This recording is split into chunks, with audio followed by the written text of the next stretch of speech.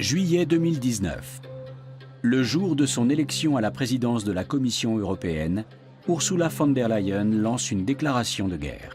Wer mit mir dieses Europa stärken, wachsen und blühen lassen will, hat mich als leidenschaftliche Kämpferin an seiner oder ihrer Seite. Wer aber dieses Europa schwächen, spalten und ihm seine Werte nehmen will, der findet in mir eine erbitterte Gegnerin. Septembre 2022. L'Italie, troisième économie de la zone euro, porte pour la première fois une femme à sa tête. Giorgia Meloni, chef du parti d'extrême droite Fratelli d'Italia. Pendant sa campagne, elle a clairement annoncé la couleur.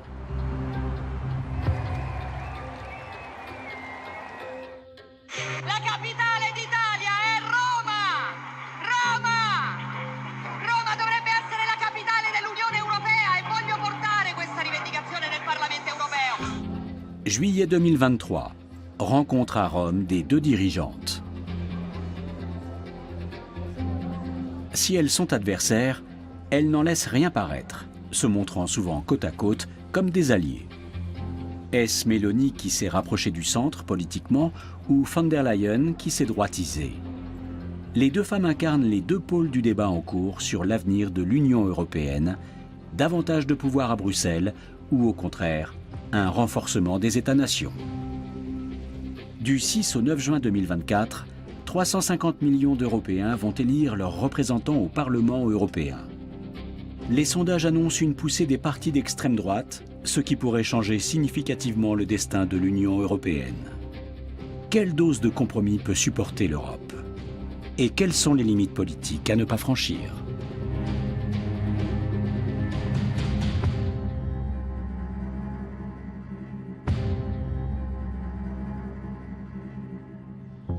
Strasbourg, siège du Parlement européen. À quelques mois des élections, les députés se prononcent sur les derniers règlements, directives et décisions de la mandature. Des actes législatifs qui ont des effets sur la vie de tous les citoyens du continent. Vote is closed. In favor. Rejected. Les textes sont adoptés à la majorité, ce qui oblige les différents groupes politiques à rechercher un terrain d'entente en amont du vote.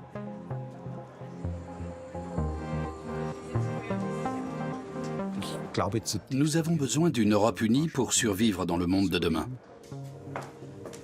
C'est-à-dire que j'estime qu'il faut donner à l'Europe les moyens d'agir, d'avoir en fait les moyens d'un État normal. Mais cet état d'esprit se heurte ici aux élus nationalistes, pour qui la législation européenne va souvent trop loin. Le problème depuis quelques années, c'est qu'on essaie de priver les États de leurs compétences.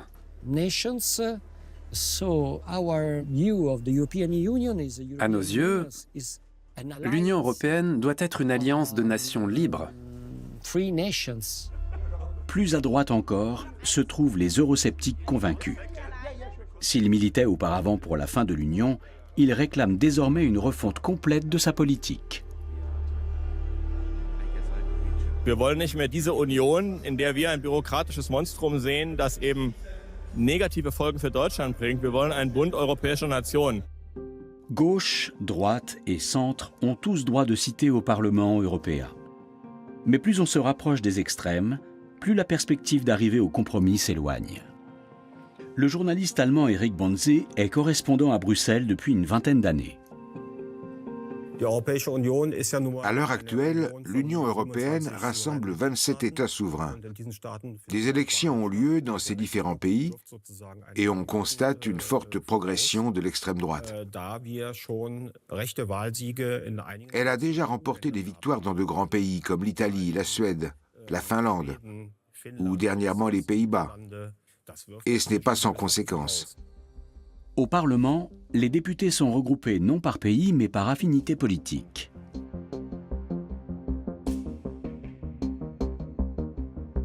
À l'heure actuelle, le camp europhile est majoritaire.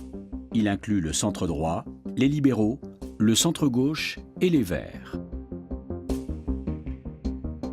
Les députés d'extrême droite se répartissent en deux groupes. Identité et démocratie, le plus à droite sur l'échiquier, regroupe des élus eurosceptiques, notamment français et allemands. Les conservateurs et réformistes européens se définissent eux-mêmes comme plus modérés. On y trouve les représentants italiens de la formation présidée par Giorgia Meloni ou les Polonais du PIS, le parti Droit et Justice. Pour marquer des points, ils proposent des solutions simples aux problèmes qu'ils jugent prioritaires: inflation, crise énergétique, guerre et immigration. Tous les sondages prévoient une poussée de l'extrême droite, c'est-à-dire une progression des nationalistes, des populistes de droite, voire des post-fascistes, et un recul du camp pro-européen. Si l'économie est en berne, ce serait à cause des décisions prises au niveau européen. Telle est la thèse de l'extrême droite qui prône un renforcement des intérêts nationaux, une politique particulièrement dirigée contre l'immigration. Les images des rassemblements des patriotes français autoproclamés circulent sur les réseaux sociaux. Marine Le Pen surfe sur cette vague et accuse l'immigration de provoquer une dilution de l'identité nationale. À ses yeux, la France serait mieux représentée au sein d'une alliance des nations moins contraignante. Le candidat qui mène la liste RN aux élections européennes est sur la même ligne. Le 9 juin, nous devrons être tous derrière Jordan Bardella pour porter la voix et les aspirations des millions de patriotes qui, partout en Europe, refusent cette Europe. La situation française est inquiétante, car Marine Le Pen et le Rassemblement national sont en tête de tous les sondages. Sa nièce, Marion Maréchal, est elle candidate aux élections européennes sur la liste Reconquête. Ce parti d'extrême droite entend reconquérir une France qu'il estime livrée aux étrangers et assujettie à Bruxelles. Contre l'islamisation, contre l'insécurité et contre les émeutes. Surtout, vive la France! Marion Maréchal n'a que 2 ans quand elle fait sa première apparition sur la scène politique. Plus précisément sur une affiche électorale dans les bras de son grand-père, Jean-Marie Le Pen, fondateur du Front National, alors récemment condamné pour propos révisionnistes. Elle refuse de se laisser dicter sa conduite par l'Union européenne, estimant que c'est Bruxelles qui doit s'incliner face aux intérêts des États membres. Pour diffuser ses slogans de campagne, elle exploite au mieux la viralité des réseaux sociaux. Madame von der Leyen n'est pas notre patronne. Madame von der Leyen est notre employée. Les réseaux sociaux jouent désormais un rôle central dans les élections européennes. Maximilian Krah est la tête de liste de l'AfD, Alternative für Deutschland. Député européen depuis 2019, il occupe le terrain notamment sur TikTok. À force d'excès, son parti d'extrême droite a été placé sous surveillance par les services de renseignement allemands. Petit échantillon. Die AfD ist nicht gegen Europa, sie ist gegen die EU. Sie überschwemmt uns mit Bürokratie, verschuldet das Land und führt uns in einen Krieg. Des vidéos courtes, au langage simple, qui jouent sur l'émotion et ne s'embarrassent pas de contexte. Et des formules choc en apparence plausibles, impossibles à vérifier sans un minimum de connaissances. En Italie, l'extrême droite ne se contente pas de faire de bons scores dans les sondages. La présidente du Conseil a d'ailleurs conscience du séisme provoqué par son élection à l'étranger. I am described as a danger to democracy, to Italian, European and international stability. Chef du gouvernement depuis octobre 2022, Giorgia Meloni est issue d'un parti qui se veut néo-nationaliste, traditionnel, chrétien, conservateur et hostile à l'islam. À ses yeux aussi, l'intérêt national passe avant l'Union européenne. Dans ses discours de campagne, elle promet que désormais, l'Italie donnera le la et n'acceptera plus les contraintes de l'UE. La capitale d'Italia è Roma! Roma! Roma dovrebbe essere la capitale dell'Unione Europea e voglio portare questa rivendicazione nel Parlamento europeo. Pour comprendre les enjeux au cœur des élections de 2024, il faut revenir en arrière au moment de l'entrée en fonction d'Ursula von der Leyen. Fin 2019, c'est-à-dire avant le Covid, la guerre en Ukraine et la crise économique, sa priorité ne fait aucun doute.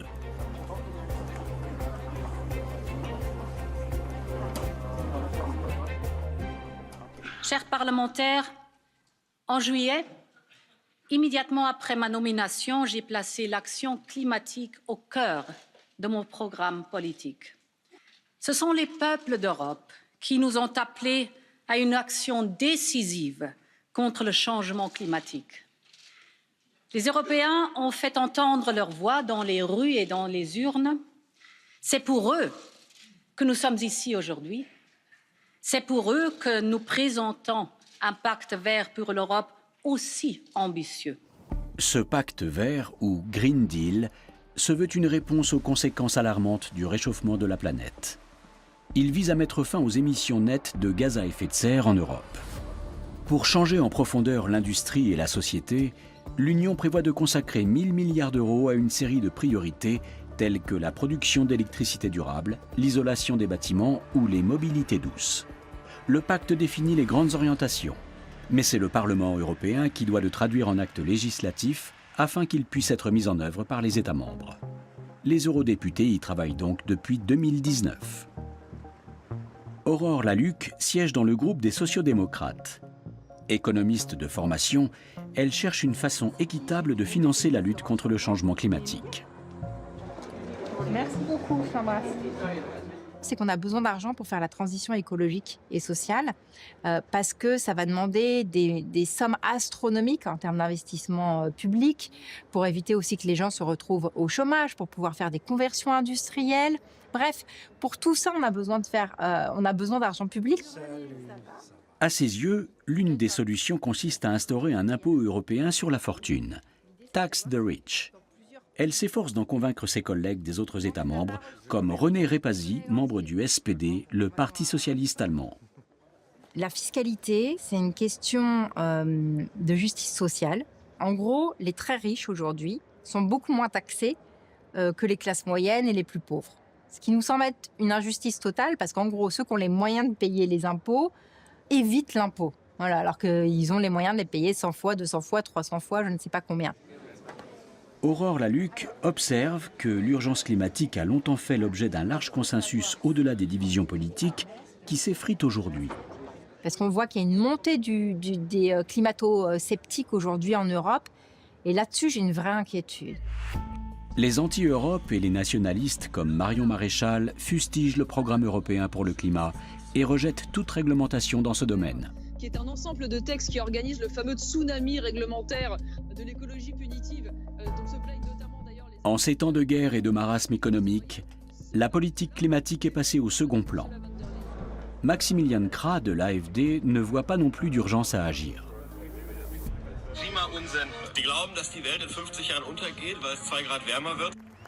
Le pouvoir italien est au diapason lui aussi. Giorgia Meloni. En juin 2022, peu avant son élection, Giorgia Meloni attaque le pacte vert d'Ursula von der Leyen lors d'un discours en Espagne. Con il fondamentalismo climatico del Pacto Verde.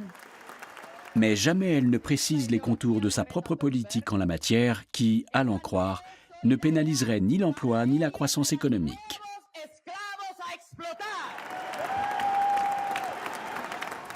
Ursula von der Leyen réagit en stratège. Les inondations qui frappent l'Émilie-Romagne en mai 2023 lui donnent l'occasion de montrer son soutien au peuple italien, tout en ramenant sur la table la question climatique. Mais l'issue est incertaine. Au Parlement européen, les députés italiens nationalistes continuent de freiner l'adoption des textes environnementaux qui ne conviennent pas à Giorgia Meloni. À Bruxelles, Madame Meloni s'appuie sur Nicola Procaccini, issu lui aussi de Fratelli d'Italia. Il est coprésident du groupe eurosceptique des conservateurs et réformistes européens, ou CRE. À sa grande satisfaction, le Parlement vient de rejeter un plan de limitation des pesticides destiné à protéger la biodiversité et les consommateurs. L'uso dei fitofarmaci e registriamo con grande soddisfazione il fatto che non sia passato il testo che era stato portato in votazione, un testo che avrebbe massacrato l'agricoltura italiana. La proposition de la Commission prévoyait une réduction de moitié des produits phytopharmaceutiques d'ici à 2030. Les conservateurs et l'extrême droite ont jugé ce projet de réglementation trop contraignant. Nicola Procaccini suit avec conviction la même ligne que sa chef de gouvernement, faire passer les intérêts nationaux au premier plan. Giorgia Meloni Giorgia Meloni est un exemple pour la droite modérée. Moderate right, is an example that Un exemple qui pourrait faire école dans toute l'Europe. Elle est amenée à jouer un rôle de premier plan. Only one, please. She will be one of the main characters. Elle va devenir l'une des protagonistes du roman européen. Someone compares her to On la compare parfois à Angela Merkel ou à Margaret Thatcher, the most important des femmes qui ont joué un rôle essentiel dans la politique de l'Europe. Be careful because this Méfiez-vous. woman, Elle surprendra tout le monde. surprise for everybody. Si une majorité d'États membres se mettait à privilégier leurs propres intérêts au détriment du collectif européen, le risque serait d'aboutir à une multitude de positions irréconciliables. C'est l'avis d'Aurore Laluc. Selon elle, le comportement de ses collègues italiens déteint déjà sur les autres parlementaires, notamment ceux de la droite classique qui se droitisent de plus en plus. C'est ça la crainte, et c'est la crainte qu'on ressent déjà tout de suite parce qu'on a vu que l'arrivée d'un gouvernement d'extrême droite en Italie a déjà changé les positions de la droite européenne. Que c'est à partir de ce moment-là que la droite européenne est devenue beaucoup plus climato-sceptique, qu'elle s'est mise à rejeter des textes qui, avant, il n'y avait aucun sujet, il serait passé.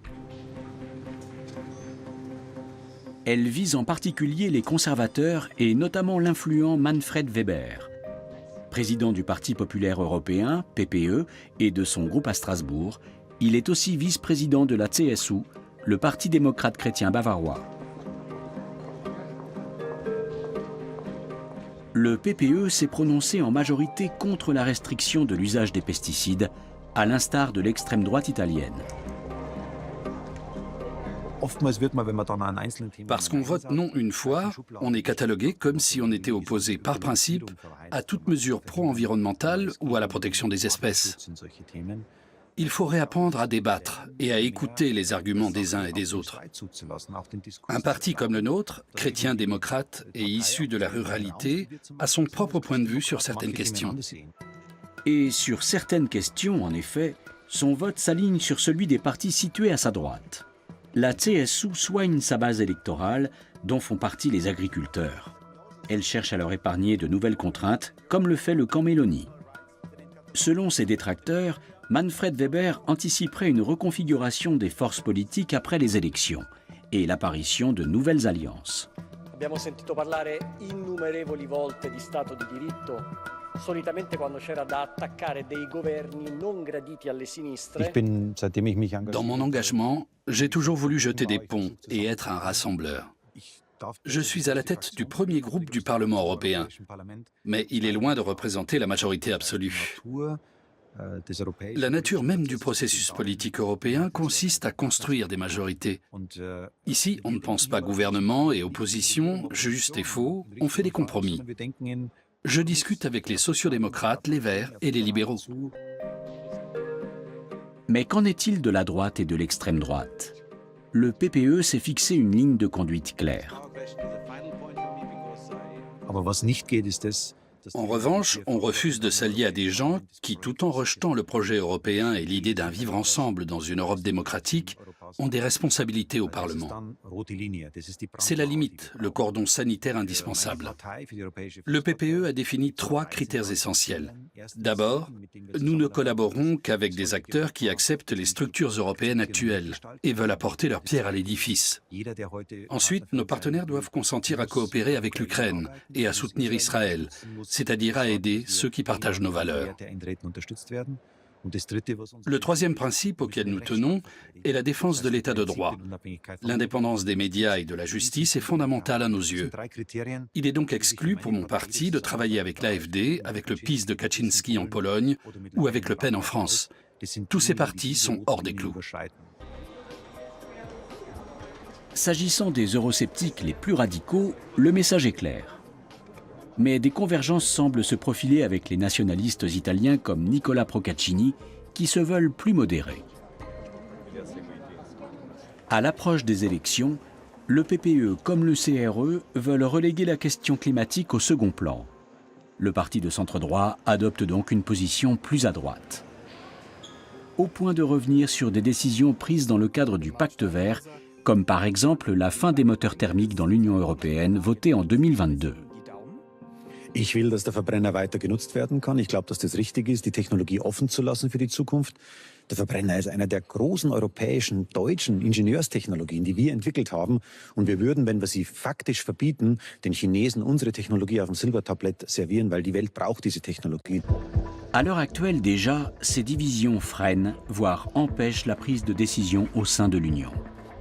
Des positions de la droite dure s'immiscent dans la recherche de compromis.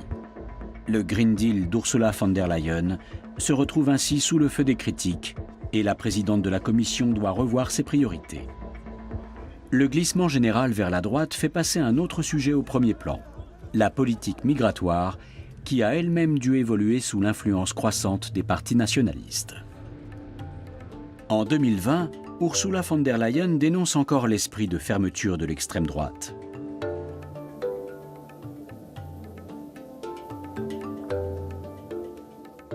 We are convinced that each human being has a solemn dignity that can never be touched, independent where this individual does come from.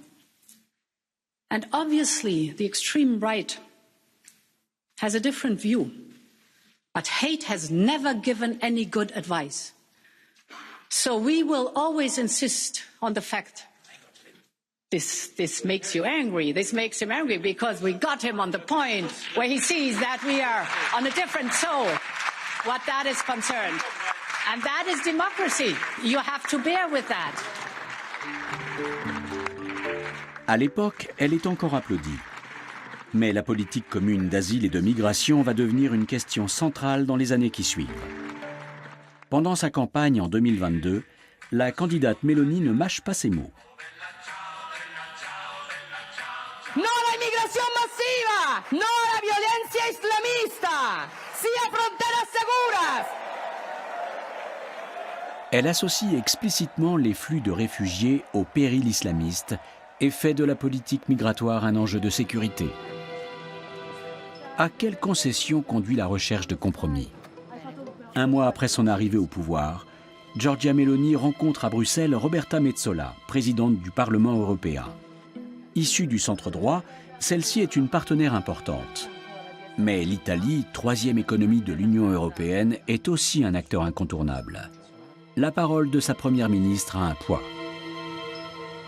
Martelant sa position, elle réclame un soutien au niveau européen.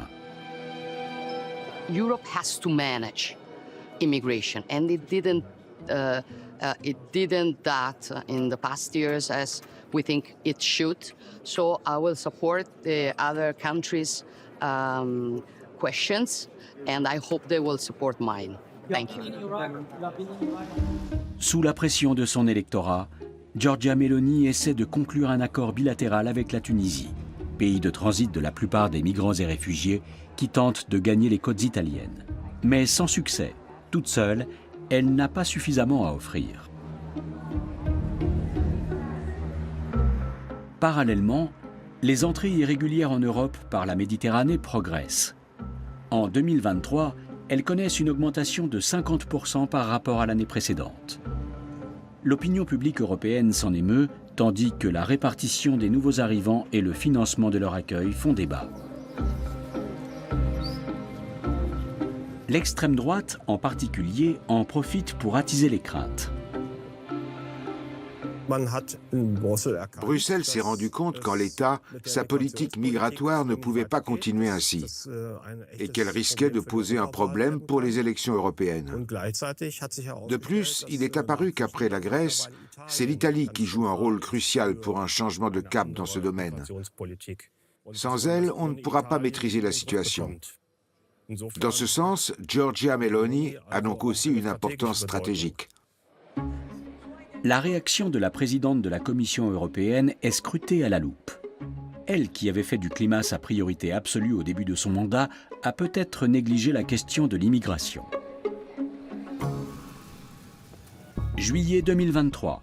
Ursula von der Leyen se rend en Tunisie pour signer au nom de l'Union européenne l'accord que Giorgia Meloni n'a pas pu négocier seule. La dirigeante italienne est à ses côtés, dans la continuité de sa première rencontre avec le président tunisien.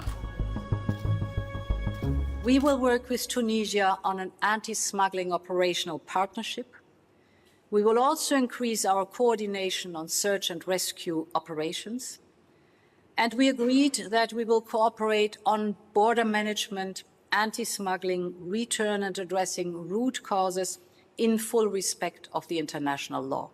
Thank you very much, Ursula, for your tireless work on that. L'accord conclu semble convenir à l'Italie. L'Union européenne promet à la Tunisie une aide financière qui pourra atteindre 900 millions d'euros. Et la coopération avec les pays de départ ou de transit sera au cœur du nouveau pacte de l'UE en matière d'asile et de migration.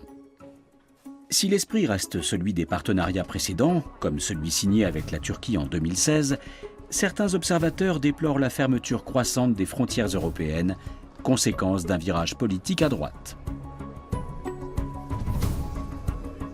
Peu après, en septembre 2023, la situation se tend à Lampedusa, en Italie. Le nombre de réfugiés arrivés par la Tunisie y est même plus important qu'auparavant. Ursula von der Leyen promet l'aide de Frontex, l'agence européenne de garde-frontières et de garde-côtes. Giorgia Meloni réclame une action ferme. Non consentirò che l'Italia diventi un campo profughi d'Europa. À Bruxelles, le pacte migratoire fait débat, notamment parce que les eurodéputés n'ont pas été consultés. On dénonce les violations des droits des migrants perpétrées par les autorités tunisiennes. Pour couronner le tout, la Tunisie elle-même finit par récuser l'accord, dont l'avenir est désormais incertain. La recherche d'un arrangement coûte que coûte pourrait amener l'Union européenne à oublier ses valeurs. Arrivée de l'Eurostar Paris-Bruxelles. Arjuna Andrade, assistant parlementaire, cherche sa députée.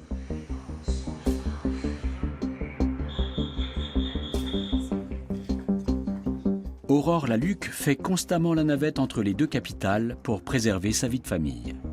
Le rythme est soutenu pour ses collaborateurs. Parfois, il faut savoir courir vite, ouais, parce que on pense qu'elle est quelque part, elle est déjà partie ailleurs, parce que donc c'est vrai que parfois il faut anticiper ce que elle-même doit avoir elle-même à faire pour lui permettre de lui faciliter la vie, parce qu'elle a tellement de trucs en parallèle que ça part dans tous les sens et donc c'est compliqué quoi parfois à suivre. Le travail de fond a lieu dans les locaux bruxellois du Parlement. À quelques mois des élections, l'effervescence est grande. On a plein de choses à faire. Je ne sais pas si je suis optimiste ou pessimiste. Ce qui est sûr, c'est que j'ai bien envie de me battre pour qu'on ait un groupe politique progressiste fort et qu'on puisse continuer à faire ce qu'on a fait pendant ce mandat-là, c'est-à-dire protéger au mieux les Européens et construire une Europe qui permet de protéger les Européens de l'inflation, de la guerre et à mettre en place la transition écologique. Les parlementaires passent beaucoup de temps en déplacement entre leur domicile, les réunions à Bruxelles et les séances plénières mensuelles à Strasbourg, où tout le monde doit se rendre au moins une fois par mois pour voter. Mais pour Aurore Lalucq, c'est un privilège de construire l'avenir de l'Europe.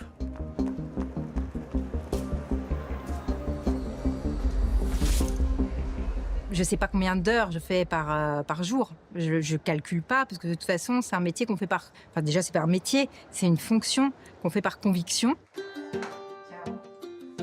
Actuellement, elle mène aussi campagne pour sa réélection. Un surcroît de stress dans un quotidien sous pression. L'experte en finance se préoccupe surtout, nous dit-elle, du sort des citoyens les plus durement touchés par la crise économique et sociale. Et c'est la seule chose, moi, qui me motive. Pour qui je me bats? Pour qui je fais ça? Et moi, je me bats pour les prolos et pour les classes moyennes. Voilà, tout simplement. L'équipe a rendez-vous avec des représentants d'autres groupes politiques. Pour élaborer des projets législatifs destinés à tous les Européens, la députée doit échanger avec des élus d'horizons variés.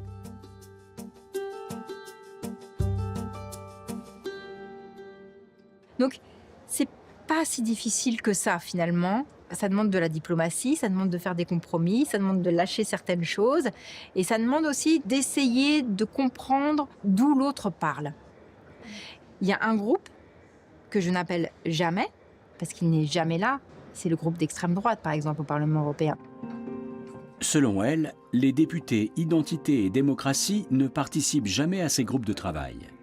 Elle n'y tient pas du reste, car elle ne partage ni leur position eurosceptique, ni leurs objectifs politiques. Les citoyens devraient avoir eux aussi leur mot à dire sur l'avenir de l'Europe. Ursula von der Leyen avait fait des promesses en ce sens lors de son élection. C'est la raison d'être de la Conférence sur l'avenir de l'Europe, une série de débats organisés en 2021 et 2022. 800 Européens choisis de façon aléatoire se sont réunis pour discuter du futur visage de l'Europe. En parallèle, une consultation de la population a été lancée.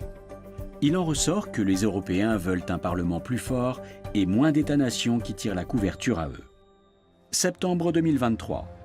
Dans son dernier discours sur l'état de l'Union avant les élections, Ursula von der Leyen dresse le bilan de son mandat et esquisse l'avenir voulu, selon elle, par les citoyens européens. Vive l'Europe! Long live Europe! Lang lebe Europa! As with any election, it will be the time for people to reflect on the state of our union and the work done by those that represent them. But it will also be a time to decide on what kind of future and what kind of Europe they want. Issue de la CDU, Parti chrétien-démocrate conservateur, la présidente de la Commission a mené une politique plutôt progressiste et veut faire évoluer l'UE. And I will always support this House and all of those who want to reform the European Union to make it work better for citizens. And yes, that means including through a European Convention and treaty change if and where it is needed. Réformer l'Union européenne, comme le souhaite Ursula von der Leyen, suppose de remanier les traités. Depuis ses débuts, le projet européen repose sur un vaste corpus de traités. Chaque avancée vers une plus grande coopération a donné lieu à de nouvelles dispositions contractuelles, notamment pour clarifier les compétences de l'Union et des États. Toute modification de ces textes revient à intervenir dans un échafaudage de règles complexes et doit recueillir l'accord des pays membres.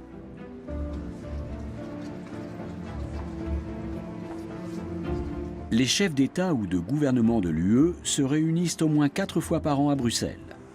À l'heure actuelle, ce sont 27 dirigeants qui, conformément au traité, ont leur mot à dire sur les grandes priorités européennes: finances, politique étrangère ou encore sécurité. Ce Conseil européen prend ses décisions à l'unanimité, ce qui complique l'élaboration du consensus. Ich bin kein großer Fan dieser Nachtsitzungen, aber sie müssen manchmal auch sein, denn es muss in jedem dann doch die Bereitschaft wachsen, oh, ich bin zwar hundemüde, aber wir müssen jetzt eine Lösung finden. Wir wissen, wir können hier heute Abend oder morgen Abend oder übermorgen Abend, das kann manchmal auch 3, 4 Tage und Nächte dauern, nicht rausgehen ohne Ergebnis. Das geht einfach nicht.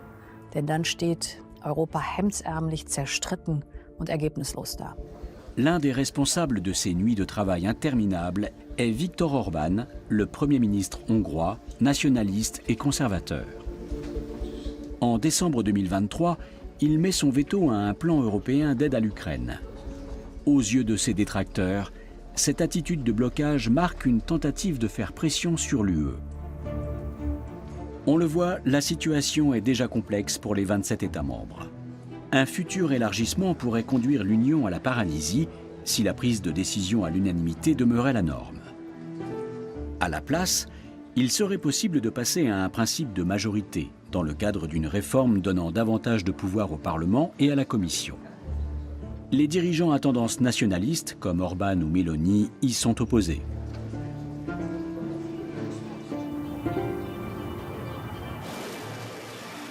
Certaines règles se sont pourtant déjà assouplies. Pour faire face aux crises des dernières années, les institutions ont dû adopter des solutions sur mesure et repenser l'interprétation des traités. Tout commence avec la pandémie de Covid. Menée par Ursula von der Leyen, l'UE présente un front uni et organise la vaccination pour tous en un temps record.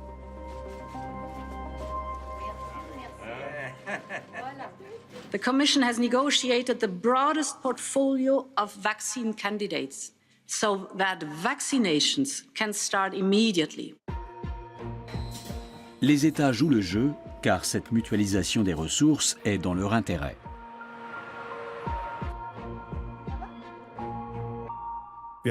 On a géré l'approvisionnement en vaccins et la politique de santé au niveau de l'Union. C'était inédit. Les traités ne prévoient pas cette compétence. En 20 ans de journalisme, Eric Bonze n'a jamais vu un tel élargissement des prérogatives de l'Union européenne. Madame von der Leyen tire les ficelles, pour parler crûment. Elle règne à Bruxelles comme une souveraine.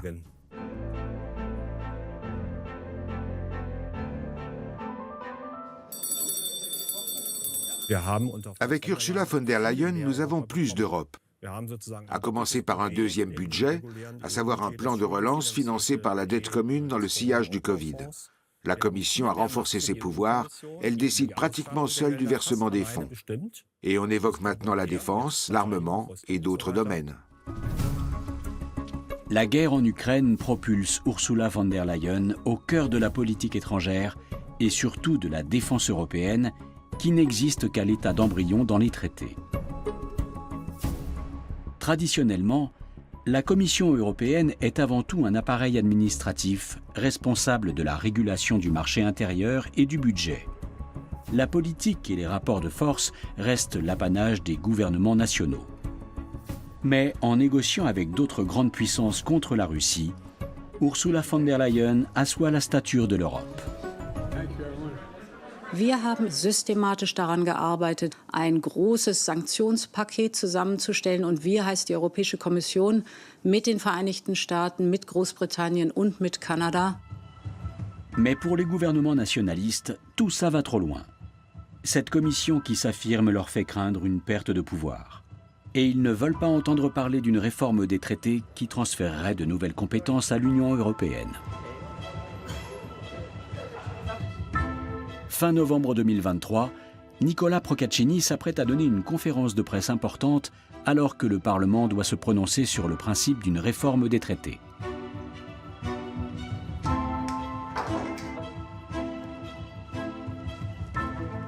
L'extrême droite y est farouchement opposée.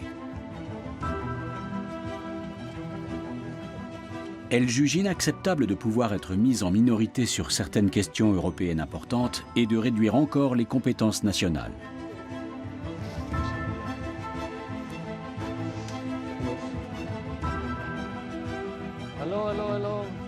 Nicola Procaccini siège dans le même groupe que le Polonais Jacek Saryusz-Wolski. Celui-ci l'affirme, si l'UE renforce encore son pouvoir, ses pays membres perdront toute souveraineté. It can be resumed in one sentence. We are against hijacking Europe by this anti-democratic, anti-federal project to turn EU, as we know, into a superstate. Aux yeux de Nicola Procaccini, le rapport de force entre États et Union européenne est au cœur du combat. For our group, this battle is the mother of the battles. This is something that we will face now in the next European elections and forever. Le Parlement doit trancher le jour suivant. Soit se rallier à la vision d'Ursula von der Leyen qui propose plus d'Europe, soit suivre la droite dure qui s'y oppose.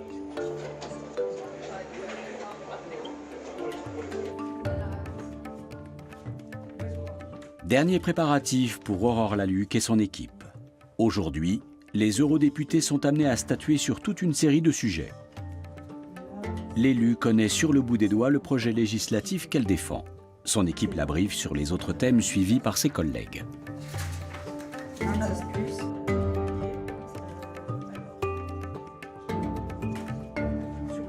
va travailler ensemble, parce que moi, j'ai suivi les questions économiques, par exemple, ou fiscales. Donc, je vais dire à mon groupe politique, voilà ce que je vous conseille de voter sur les questions économiques et fiscales, parce que j'ai pu suivre le dossier.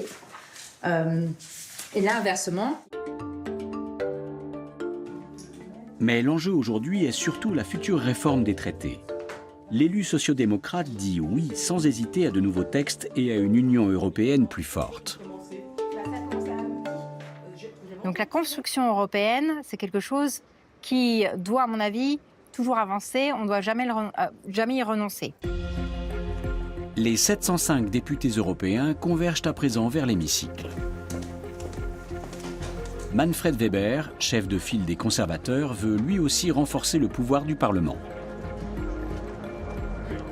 Les groupes d'extrême droite, en revanche, sont contre ce projet.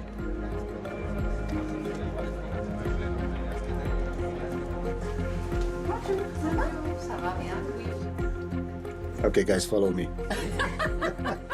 I follow you.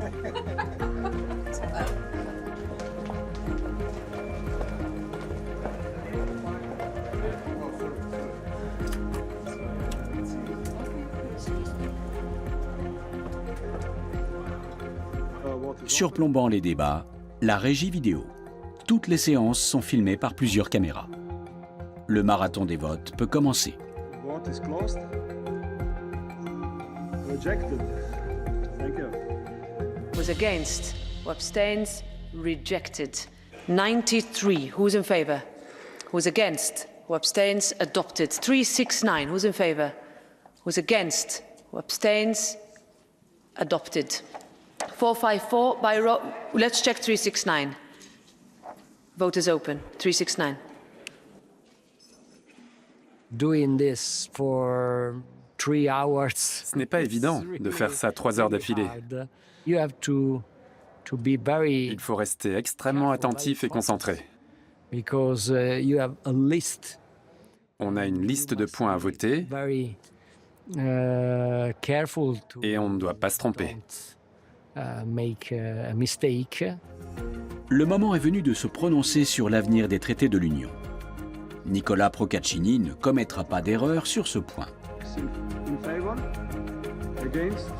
Abstentions? Adopted. A roll call vote. Vote is open. Résultat. Vote is closed. Adopted. Le Parlement entérine donc le principe d'une modification des traités. C'est un revers pour Nicola Procaccini. Mais rien d'irréversible, car sur le fond, aucune décision n'est prise. Les votes décisifs auront lieu après les élections européennes et l'élu italien espère que le rapport des forces politiques aura évolué à son avantage d'ici là. Selon les prévisions, son groupe pourrait passer de 68 à 90 sièges. And so we think that Nous pensons pouvoir utiliser cette force pour atteindre nos objectifs. Je suis sûr que notre délégation pourrait devenir l'une des plus importantes de ce Parlement.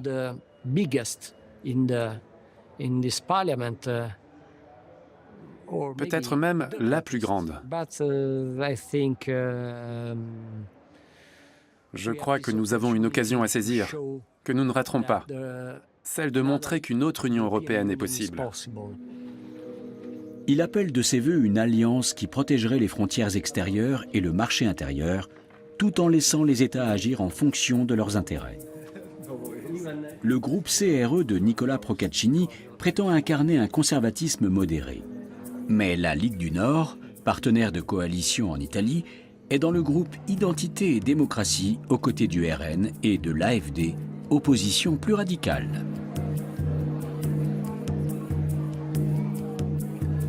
Comme il existe différents degrés de radicalité au sein de la délégation italienne, il est difficile de tracer une ligne claire et de maintenir le fameux cordon sanitaire en matière de coopération politique.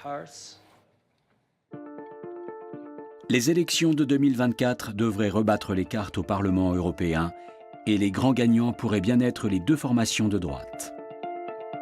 Le CRE table sur une progression et le groupe d'extrême droite, ID, pourrait même devenir la troisième force de l'hémicycle. Le camp pro-européen, du centre-droit à l'extrême gauche, perdrait alors du terrain tout en restant majoritaire.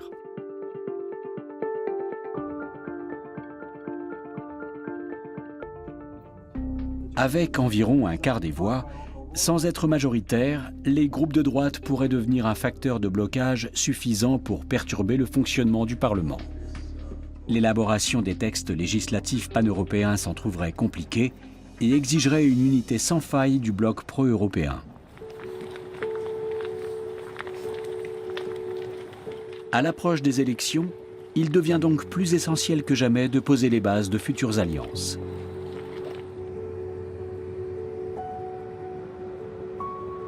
Manfred Weber a des journées encore plus chargées. Les choses sérieuses commencent. On demande à 100 millions d'électeurs de se prononcer sur notre avenir commun et sur l'évolution de l'Europe. La grande inconnue, ce sera le nombre d'élus d'extrême droite, qui rejettent l'Europe et la coopération et contre lesquels je me bats. Eurodéputé depuis 2004, Manfred Weber est un pilier du Parlement. Il préside en outre depuis 10 ans le groupe des conservateurs, le premier par sa taille. À quelques mois des européennes, de nombreux élus du PPE, mais aussi d'autres partis, font la queue pour le consulter. Les gens vous scrutent. Quelle est la position de Manfred Weber, le chef du parti? Dans quelle direction allons-nous? C'est une responsabilité. Les entretiens stratégiques s'enchaînent, y compris avec Roberta Metsola, membre du même groupe politique que lui. Notre caméra n'est pas autorisée à filmer. L'opposition croissante du PPE à la politique environnementale d'Ursula von der Leyen inquiète à Bruxelles. Beaucoup se demandent quelle forme prendra la concertation parlementaire après le scrutin de juin. J'aime le débat, l'argumentation et la confrontation politique. Mais je tiens à le faire sans brûler les ponts, pour trouver un terrain d'entente à la fin. Bien entendu, Manfred Weber cherchera aussi le compromis avec la présidente de la Commission. Mais les relations sont quelque peu tendues entre ces deux poids lourds de la politique européenne. C'est un jeu dans lequel chacun joue son rôle. Mais Manfred Weber est assez intelligent pour ne pas se brouiller définitivement avec Ursula von der Leyen. Tout le monde sait que ce n'était pas le grand amour au départ. Manfred Weber briguait lui-même la présidence de la Commission et n'a pas apprécié d'avoir été évincé. Il y avait de quoi d'ailleurs, car Ursula von der Leyen ne s'était pas présentée et n'avait pas fait campagne. En 2019, Manfred Weber est le candidat de la famille conservatrice à la tête de la Commission. Le voici dans son clip de campagne de l'époque, sans sa barbe. Puisqu'il était tête de liste du groupe qui a remporté les élections européennes cette année-là, il aurait dû logiquement accéder au poste convoité. Mais les chefs d'État et de gouvernement ne l'entendent pas de cette oreille et présentent leur propre candidate au dernier moment. C'est un petit séisme. De nombreux eurodéputés se braquent, notamment dans la délégation allemande.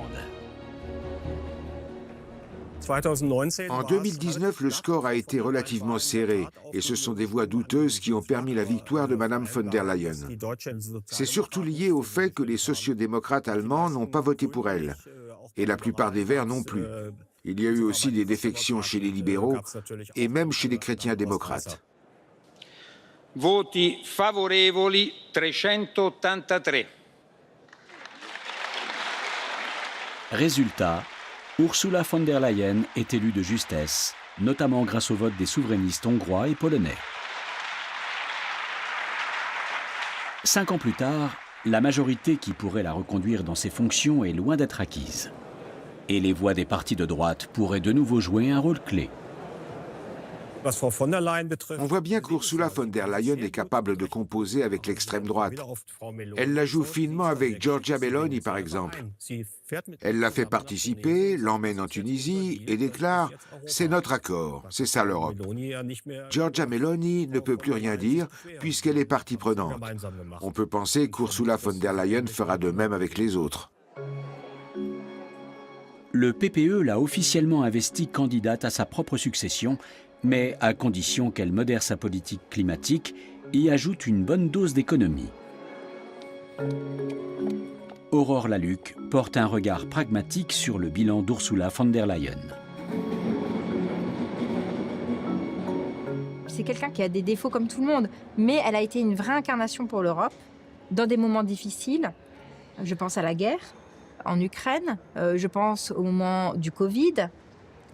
Maintenant, une fois que j'ai dit ça, eh ben, peut-être qu'il serait bien d'avoir un bon débat, un vrai débat sur qui devrait être à la tête de la prochaine commission, et peut-être que le changement ferait du bien.